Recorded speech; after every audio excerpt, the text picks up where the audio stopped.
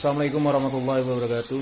Perkenalkan, nama saya adalah Ludi Dirgahayu, mahasiswa program RPL dengan NPM 2107230182P. Di sini saya akan menjelaskan atau saya akan memberikan contoh salah satu bakti anak kepada orang tua. Seperti dalam video ini, kebetulan saya adalah kepala rumah tangga dan memiliki 2 orang anak.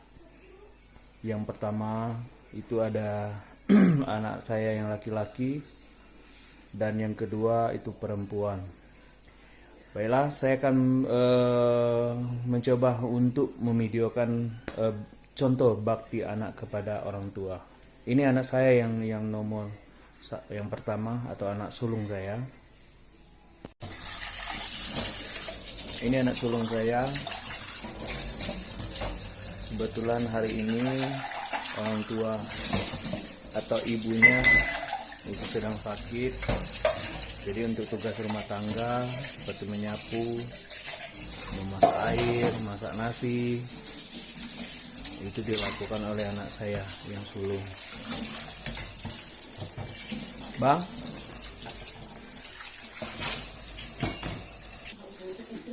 dan ini adalah anak perempuan saya yang nomor 2, sedang menyapu,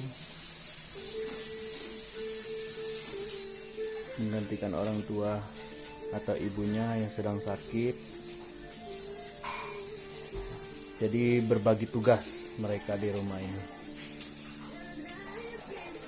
Semangat adek.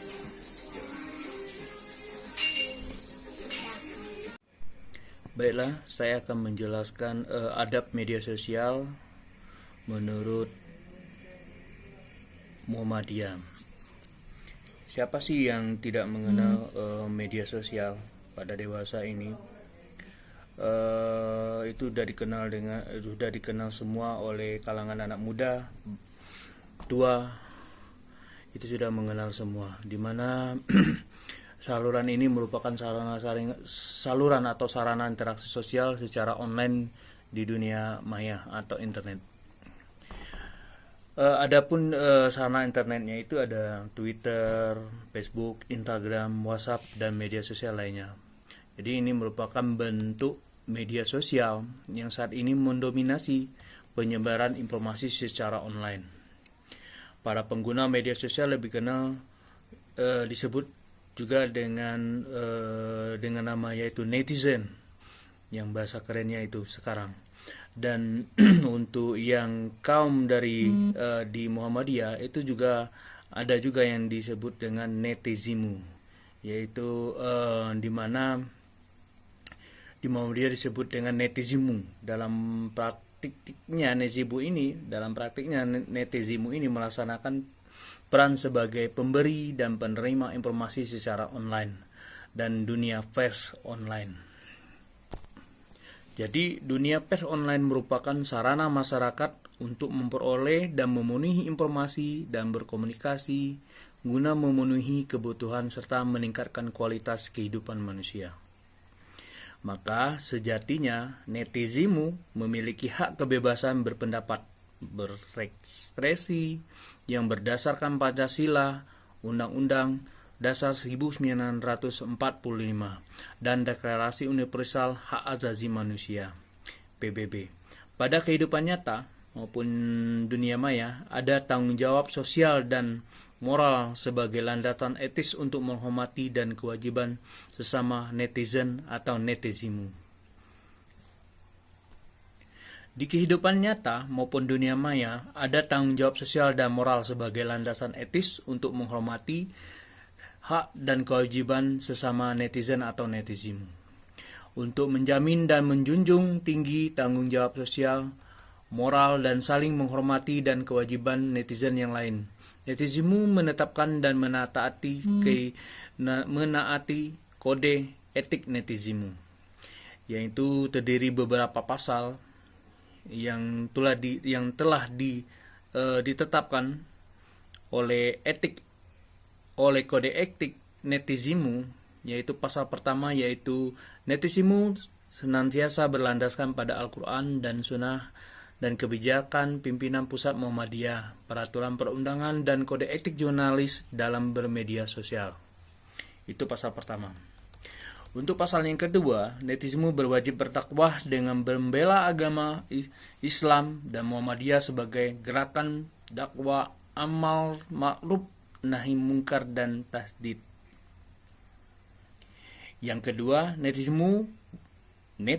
wajib menjaga nama baik, mendukung pasyarakatan Muhammadiyah di dunia maya dalam hal termasuk juga para pemimpin, warga, dan amal usaha Muhammadiyah.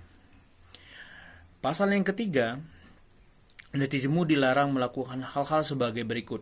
Yang pertama, yaitu melakukan gibah, fitnah, namimah, melakukan bullying, ujaran kebencian, dan menyebarkan permusuhan berdasarkan suku, agama, ras, atau ras antar golongan.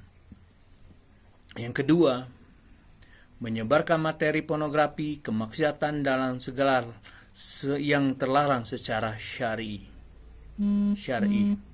Yang ketiga, netizen juga dilarang untuk menyebarkan informasi bohong atau hoax, manipulasi berita, dan tindak provokatif.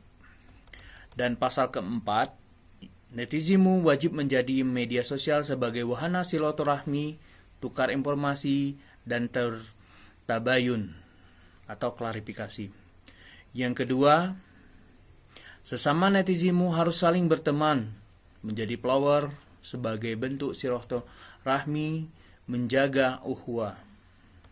Yang ketiga, sesama netizen harus saling mengingat, menasehati dengan etika yang tinggi sebagaimana ajaran Islam, sanggup mengoreksi dan meminta maaf ketika melakukan kesalahan.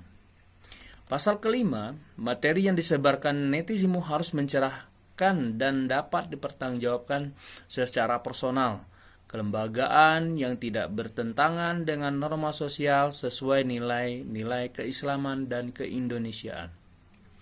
Pasal ke-6, pengawas netizen dilakukan oleh Dewan Etik Netizen yang ditunjukkan oleh Majelis Pustaka dan Informasi Pimpinan Pusat Muhammadiyah.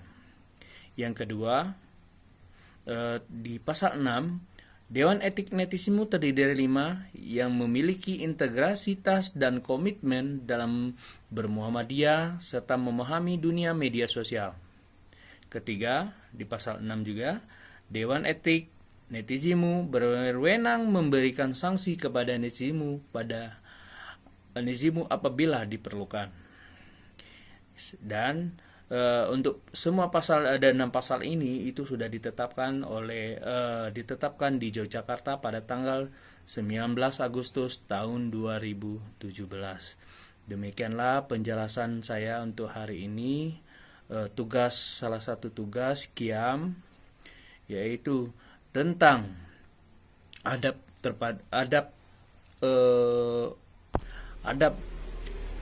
bermedia sosial bagi warga Muhammadiyah, dan contoh video tadi adalah salah satu contoh tanda berbakti anak kepada orang tua. Demikian, terima kasih. Wabillahi taufiq wal hidayah. Wassalamualaikum warahmatullahi wabarakatuh.